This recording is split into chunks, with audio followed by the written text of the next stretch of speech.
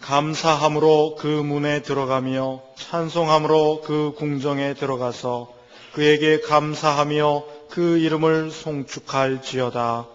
대저 여호와는 선하시니 그 인자하심이 영원하고 그 성실하심이 대대에 미치리로다.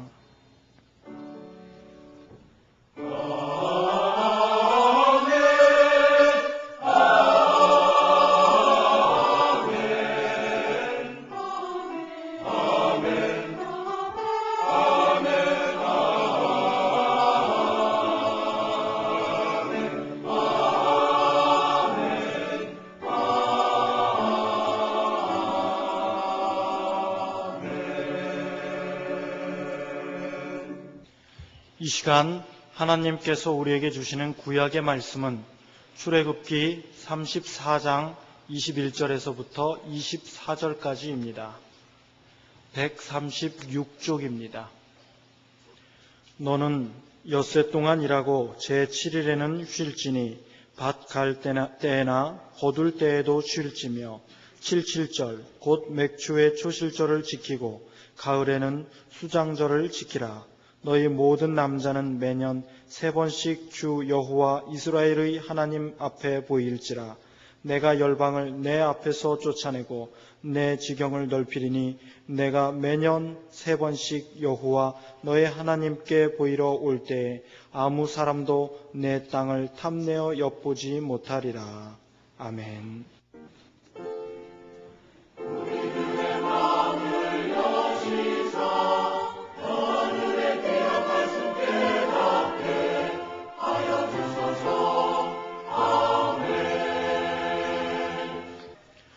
하나님께서 우리에게 주시는 신약의 말씀은 골로새서 3장 15절에서부터 17절까지입니다.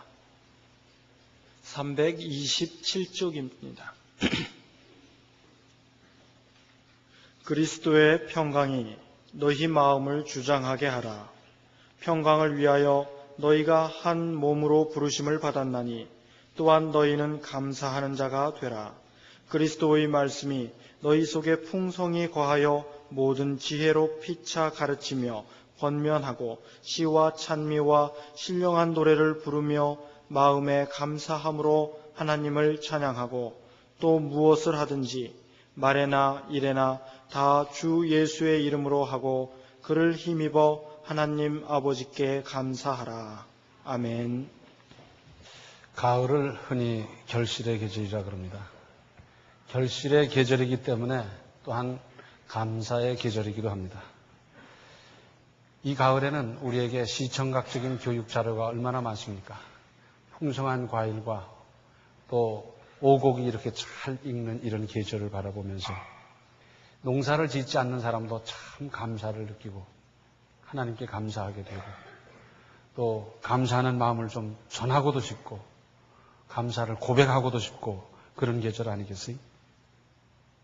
다 그런 대화를 해보셨겠습니다만은 어느 농부와 얘기를 나눠봤더니 그래요. 요즘은 옛날하고 달라서 농사 짓기가 참 쉬워졌습니다. 비료도 좋고요.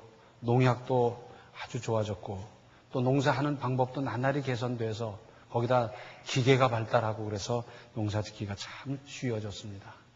그러나 무엇보다도 하늘이 도와주셔야지요. 그런 얘기를 해요. 이걸 우리식으로 말하자면 하나님께서 도와주셔야 됩니다. 다른 것 다 조건 맞는데도 홍수 한 번 지나가면 끝장나고요.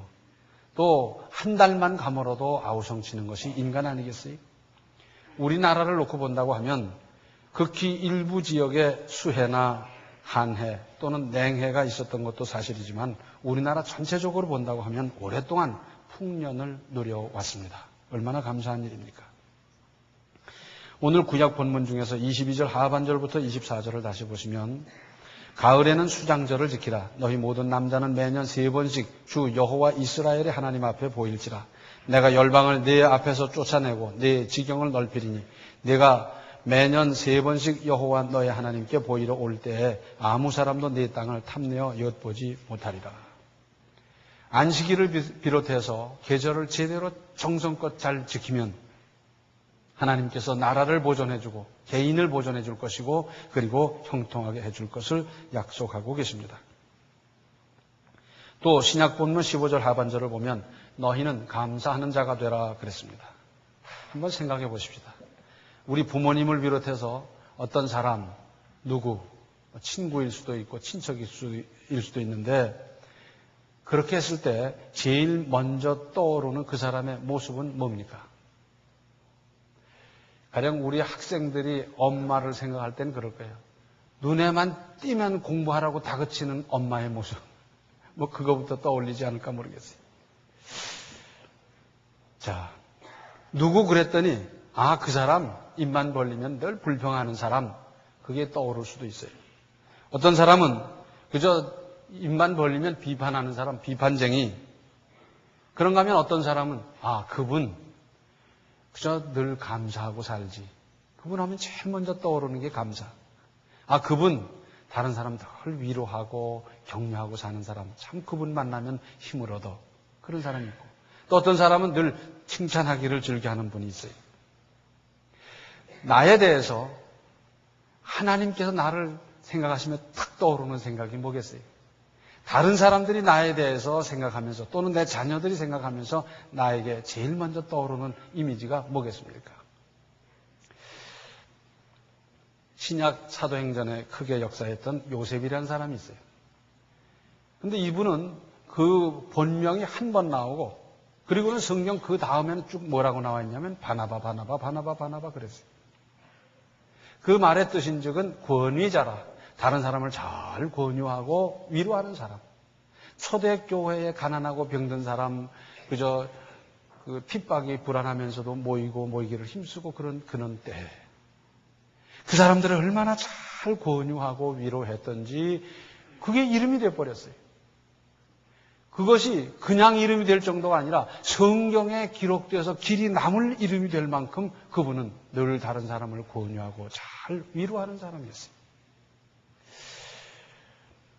오늘날도 이런 권위자가 교회에서, 가정에서, 직장에서 여러 사람이 모인 곳에 꼭 필요하지요. 어떤 교회는 감사 집사님이 있어요. 그분 이름을 모르는 사람들도 있더라고요. 근데 감사 집사님 그럼 다 알아요. 왜? 늘 감사하니까. 비가 와도 감사하고 눈이 와도 감사하고 이래도 감사하고 저래도 감사하고 늘 감사. 그래서 감사 집사님 별명이 붙었어요. 우리 교회에 감사 집사님이 몇 분 계신지 모르겠어요. 우리 교회 감사 권사님, 감사 장로님이 몇 분 계신가 모르겠는데 이왕이면 1교구에도 감사 집사님 많이 있고 3교구에도 많이 있고 뭐 그렇게 감사하는 분들이 많이 계시면 좋겠습니다. 시편 105편 1절로 4절에는 이런 말씀이 있습니다. 여호와께 감사하며 그 이름을 불러 아뢰며 그 행사를 만민 중에 알게 할지어다. 그에게 노래하며 그를 찬양하며 그의 모든 기사를 말할지어다. 그 수홍호를 자랑하라. 무릇 여호와를 구하는 자는 그 마음이 즐거울지로다. 여호와와 그 능력을 구할지어다. 그 얼굴을 항상 구할지어다. 그랬습니다. 하나님께 참으로 감사하고 그 주신 은혜라든지 베푸신 여러 가지 행적, 기사, 이적, 나를 인도하신 그 손길. 그런데 그래서 그 하나님의 이름을 자랑하고 간증하고 노래하고 그러면서 그 하나님을 구하면서 사는 생활, 그걸 우리에게 요구하고 있습니다. 또 시편 107편 1절을 보면 여호와께 감사하라. 그는 선하시며 그 인자하심이 영원하미로다. 그런데 이 말씀은 시편 107편 1절에만 있는 것이 아니라 성경에 많이 나와 있어요. 여러 번 반복하고 있어요. 특별히 이 부분에 있어서는 그렇습니다. 하나님을 믿고 따르고 하나님의 인도대로 살면서 많은 체험을 하게 됐어요. 믿고 믿어갈수록 하나님께서는 참으로 선하시고 그 인자하심이 영원하다고 하는 것을 속속들이 깨달으면서 신앙 고백을 담아 기록한 거예요. 사람은 변덕이에요. 그래서 선했다가도 악하고 이랬다가도 저러고 뭐 기분 좋을 때는 인자했다가 또 어쩔 적에는 또 인자하지 않고 그래요. 그건 부모 자식 간에도 그러고 한없이 사랑을 베푸는 부모님들도 그런 수가 얼마든지 있어요.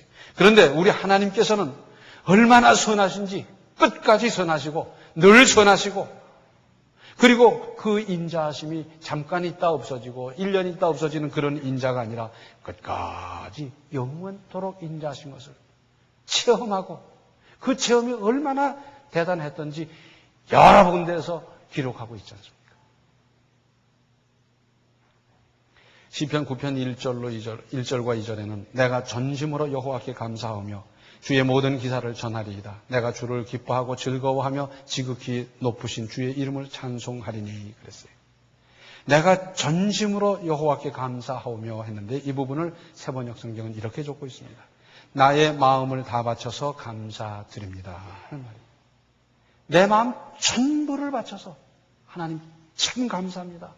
그 감사를 하나님께 바치겠다는 것이고, 그리고 주님께서 베풀어 주신 모든 은혜와 기사를 전할 것이고, 그 하나님에 대해서 생각할 때마다 나는 기쁨이 넘치고 즐거워하고 주의 이름을 높일 뿐 아니라 찬송하지 않을 수가 없다고 하는 것을 고백하고 있습니다.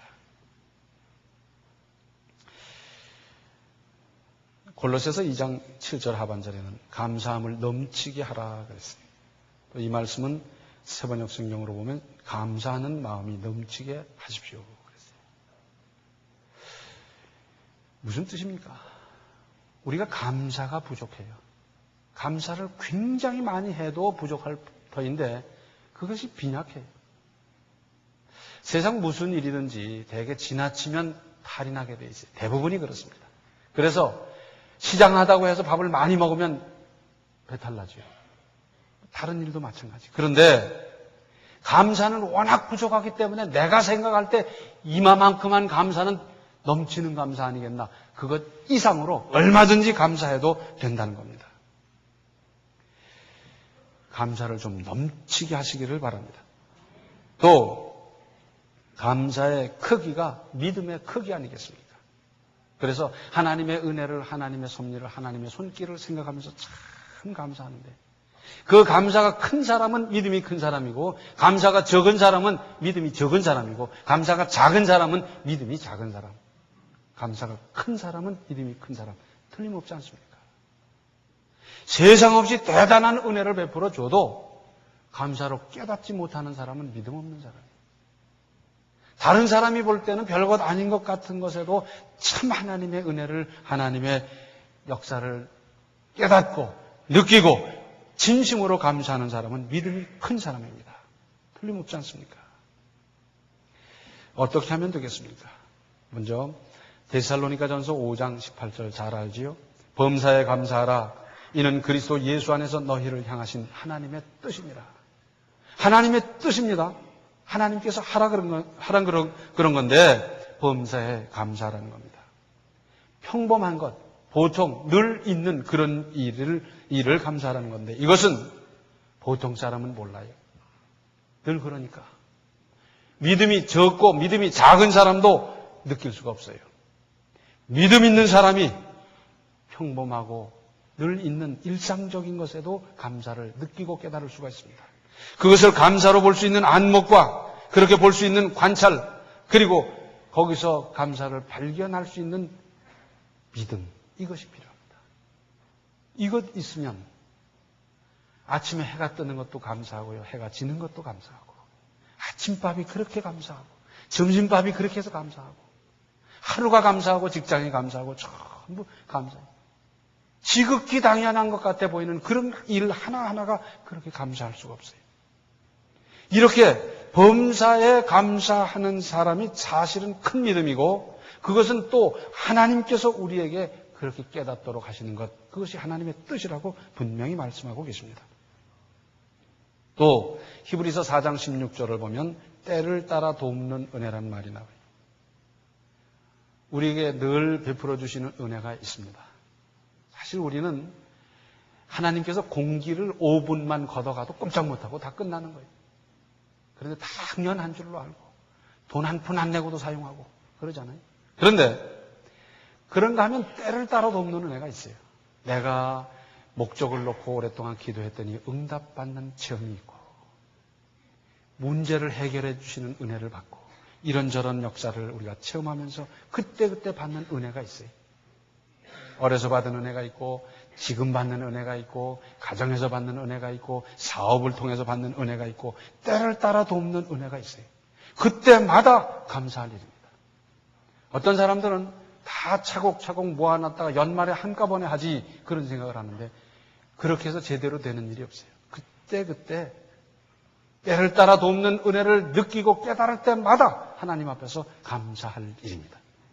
그 감사의 방법이야 얼마든지 있습니다만은 좌우간 때를 따라 돕는 은혜를 깨닫고 받을 때마다 감사할 일입니다. 또 범사에 감사하는 것과도 관계가 있겠습니다만은 작은 일에 감사할 일입니다. 보통 사람 지나치는 거고 믿음 없는 사람도 지나치는 일이지만 사실은 지극히 작은 것 하나하나를 깊이 관찰해 보면 거기에 역사하시는 하나님의 참 놀라운 손길을 우리는 바라볼 수가 있어요. 똑같은 땅에 비슷한 씨를 심었는데 나중에 보니까 어때요? 싹이 나고 자라는 걸 보니까 전혀 다른 나무가 돼요. 땅은 똑같은데, 계절도 똑같은데, 그런데 이런 나무가 되고 저런 나무가 되고 1년생이 되고 단년생이 되고 잎이 다르고 꽃이 다르고 열매가 다르고 다 달라요. 또 똑같은 씨를 심었는데 어떤 건 파란 꽃이 피고 어떤 건 빨간 꽃이 피고 꽃이 다르고 얼마나 기가 막혀요. 이름 없는 들풀 하나하나에도 하나님께서 얼마나 신비스럽게 역사하셨는지. 나무가 커서 잎이 수만 개가 달려있다 하더라도 꽃 같은 잎은 하나도 없고요. 그러면서 이것이 죽고 다시 대를 잇고 그러면서 계속 종족 보존을 해가면서 이어가고 있지 않습니까? 얼마나 신비스러워요. 가령 아프리카 대륙은 사자가 힘이 세니까 사자가 죄 잡아먹고 없느냐? 가만 내버려두면 균형을 유지한다는 거예요. 사자가 특별히 번식하다 보면 사자에게 병이 생겨서 숫자가 줄어들고요. 그러면서 그 숫자가 균형을 이루며 유지된다는 거 아닙니까? 식물도 가만 내버려두면 다 균형을 유지하면서 종족을 보존하고 다 이어가게 돼 있는데 사람이 거기다 손을 대고 인력을 가하고 그러다 보니까 먹이 사슬이 깨지고 이 균형이 깨지고 이러면서 문제가 생기고 그 앙화를 손댄 사람이 받고 있지 않습니까? 하나님이 얼마나 기가 막히게 역사하셨어요. 지극히 작은 무명의 들풀 하나하나에게도 역사하는 생명의 신비가 거기 있는데 누가 생명을 창조합니까? 얼마나 기가 막혀요. 그뿐입니까? 산을 보시고 바다를 보시고 보세요. 누가 설계하며 누가 만들며 누가 이룰 수가 있어요? 사람이 만든 것은 대를 이어가는 법이 없어요. 왜? 생명이 아니니까. 그러나 생명체는 대를 이어가면서 종족을 보존하면서 균형을 이루어가면서 되게 돼 있어요. 더 나아가서 천체를 바라보세요. 이 지구덩이가 어떻게 자전을 하고 공전을 해서 낮과 밤이 되고 봄과 가을이 되면서 그러면서 이 천체가 운행되고 있습니까? 은하계 우주가 어떻고 세계 저 우주 하늘에 빛나는 별 하나하나가 얼마나 신비스럽고 대단한 존재입니까? 우리가 믿음의 눈을 가지고 믿음으로 바라보다 보면 얼마든지 신비한 하나님의 그 손길을 보면서 느끼고 깨닫고 감사할 수가 있는데 믿음이 부족하고 안목이 부족하고 그러다 보니까 늘 땅만 보고 살아서 문제 아니겠어요? 그런데 이 모든 것보다 중요한 것이 있습니다. 사실은 구원받은 은혜보다 더 큰 은혜가 어디 있으며 이보다 더 감사해야 할 일이 어디 있겠습니까? 사실 우리는 구원의 가치를 몰랐더랬어요. 그리고 죽음을 향해서 멸망을 향해서 열심히 달려가고 그것이 인생의 전부인 줄 알았는데 하나님께서 우리를 한 번 찾아온 게 아니지 않습니까? 이 사람을 보내고 저 사람을 보내고 이런 일 저런 일을 통해서 우리를 여러 번 놓고 하면서 찾아다니면서 우리를 구원해 주셔서 하나님의 자녀가 되는 이 엄청난 은혜를 입었습니다. 나 하나가 하나님의 자녀 되기 위해서는 예수 그리스도께서 하늘 보좌를 버리고 이 땅에 오셔서 물과 피를 남김없이 쏟아부어 주시는 그 역사, 그 희생, 그것으로 말미암아 우리는 하나님의 자녀가 되는 권세를 얻었어요. 얼마나 대단합니까? 구원받았다는 것 언뜻 보면 별 차이가 없는 것 같아요. 자, 같은 직장 다니고 같은 밥 먹고 같은 옷 입고 겉으로 봐서 아무 차이가 없는 것 같지만 사실은 하늘과 땅만큼의 천양지 차가 나는 겁니다. 얼마나 대단한 존재예요. 우리가 이 구원을 받았다고 하는 것은 자나깨나 앉아나서나 결단코 잊어버릴 일이 아니고 늘 기억하고 늘 감사하고 늘 하나님께 영광 돌리는 이 믿음이 되는 겁니다. 이것이 큰 믿음이에요. 그래서 바울은 어떻습니까? 바울은 이 구원의 은혜가 얼마나 감격스러운지. 나는 예수 믿는 사람을 핍박하던 사람인데 나 같은 사람은 처벌해도 모를 터인데 나 같은 사람을 오히려 구원하시고 그 복음을 증거하는 사명까지 주셔서 이렇게 복음을 증거하게 됐다는 것이 얼마나 감격스러운지. 그 은혜와 그 감격과 그 감사를 매로서 꺾을 수가 없었고 죽음이라는 위협 가지고도 될 수가 없었어요. 그 감사로 그는 일생을 사명으로 살고 믿음으로 살고 복음을 전하며 살았어요. 그러다 보니까 실컷 두들겨 맞고 만신창이가 된 몸을 집어던졌지만은 정신이 들자 제일 먼저 뭐라는 겁니까? 하나님을 찬양해요. 왜? 지금 세상 떠나도 하나님 앞으로 갈 것이고 사명 감당하다가 간 것이고 그래서 하나님을 찬양하다 보니까 하나님 얼마나 기뻐하시겠어요. 만신창이가 된 그 몸 때문에 만약에 원망하고 비관했더라면 그건 믿음이 아니고 바울도 못 되는 거지요. 그런데 그 가운데서 하나님을 찬양하다 보니까 하나님께서 역사를 일으켜 주시지 않습니까? 우리가 구원받은 이 은혜에 이 감사를 우리가 늘 마음속에 간직하고 늘 감사하고 하나님 참 감사합니다. 오늘도 감사하고요. 오늘도 생각해 보니까 감사하고 아침에 생각해도 감사하고 저녁에 생각해도 감사하고 감사합니다. 감사를 고백하는 거예요. 이 구원받은 것을 무슨 물질로 계산하겠습니까? 계산할 수가 없어요. 그래서 우리 주님께서는 거저 주셨어요. 믿기만 하면 되게. 계산할 수가 없으니까. 그런데 성경은 뭐라 그럽니까? 입술의 열매를 짓는 여호와 그랬어요. 참 중요합니다. 사람은 앉아서 1시간만 얘기해 보면 그 사람 다음 운명 안 봐도 알 수 있어요. 왜? 그 말하는 것이 그 운명이니까. 입술의 열매를 짓는 여호와. 그래서 감사하는 사람에게는 감사할 수 있는 조건이 열매가 늘어나게 돼 있어요. 신비스러워요. 저는요, 아무리 생각해도 감사할 게 없습니다. 가난하고요, 병들고요, 무식하고요, 뭐하고요 해서 나는 감사할 게 하나도 없습니다. 아닙니다. 거기서 찾아보십시오.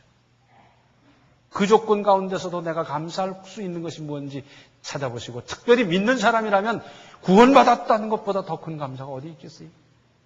그래서 그 남들은 알 수 없는 지극히 작은 것 같은 것이라도 붙들고 감사를 고백하고 감사를 찬양하고 감사를 간증하고 하다 보면 감사의 열매가 따르게 되어 있습니다.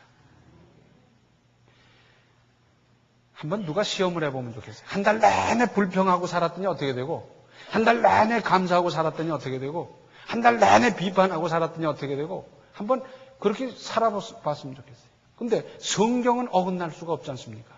입술의 열매를 짓는다 그랬으니까. 그래서 대화해보면 그 사람 장래를 알 수 있다니까요. 대화하는데 감사가 넘치고 그것이 얼굴에 나타나고 표정에 나타나고 생활에 나타나고 그저 늘 그러는 사람 그 다음 더 좋은 길이 열리게 돼 있어요. 그러나 말끝마다 뭐 불평이고 이러는 사람 그러면 그 다음 그렇게 되는 거예요. 무슨 말을 하며 살겠습니까? 무슨 인생을 어떻게 계획하며 살겠어요? 감사하고 감사를 고백하고 감사를 노래하고 감사를 찬양하고 감사로 살다 보면 감사의 열매가 감사의 조건이 감사할 수 있는 일들이 범사에 나타나게 돼 있어요. 그래서 우리 자신뿐만 아니라 우리 자녀들에게도 부지런히 감사할 걸 가르쳐야 돼요. 예, 아무쪼록 감사하거나 감사합니다 말을 하고 감사합니다 인사를 하고 감사로 기도하고 감사로 역사하고 감사하거나 이걸 가르쳐야 돼요. 왜? 그래야 사는 길이니까. 그래야 잘 되니까. 그래야 감사의 열매가 있고 감사로 살게 돼 있으니까 그걸 안 가르치고 뭘 가르치겠어요? 영어 수학 하나도 못해도 감사를 고백하고 감사로 사는 사람은 하나님께서 그 얘기를 형통케 해 주십니다. 감사를 고백하고 감사를 찬양하고 입술의 열매로 말미암아 감사가 늘 열매로 나타나고 생활로 나타나고 감사할 일만 만나는 그 역사 그 인생을 살아가시기 바랍니다. 기도하시겠습니다. 은혜로우신 아버지 하나님, 저희가 불평할 것이 어디 있습니까? 불만할 것이 어디 있습니까? 감사할 것밖에 없는 저희들이 감사가 얼마나 빈약했는지, 감사가 얼마나 부족했는지 참으로 이제 깨닫고 보니 죄송한 것밖에 없습니다.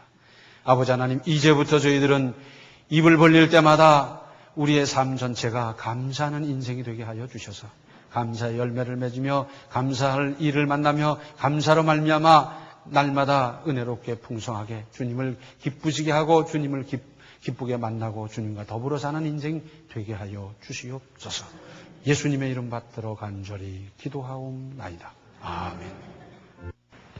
금년에도 하나님께서 베풀어 주신 크고 놀라운 은혜에 진심으로 감사하십시오. 지금은 생명의 주 예수 그리스도의 은혜와 하나님 우리 아버지의 극진하신 사랑과 성령의 감화, 감동, 충만, 교통하심이 넘치는 감사로 감사의 열매를 계속 맺으며 누리며 살기로 작정하는 모든 성도들 머리 위에 이제로부터 영원토록 함께 계시기를 간절히 축원하옵나이다. 아멘.